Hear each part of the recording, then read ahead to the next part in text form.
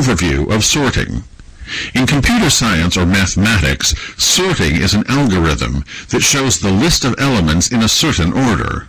The most used orders are numerical order and lexicographical order. Efficient sorting is important to optimize the use of other algorithms, such as search and merge, that require sorted lists to work correctly. It's also often useful for producing human-readable output. More formally, the output must satisfy two conditions. They are, the output is in a non-decreasing order. Each element is no smaller than the previous element according to the desired total order. And the second condition is that the output is a permutation or reordering of the input. The best example for sorting is the creation of an index in a book.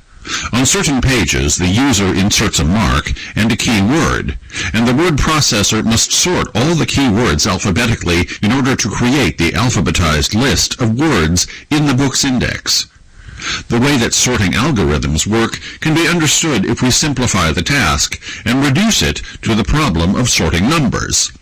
Let's have some sorting types. They are bubble sort, quick sort, merge sort, selection sort, shell sort, heap sort, insertion sort. In each sorting method, we will use an array of numbers and sort them in increasing order. So far in this lesson, we discussed the fundamentals of sorting. Though you may have a little confusion about sorting, don't worry. I'll explain each sorting method with a suitable example in the upcoming lessons.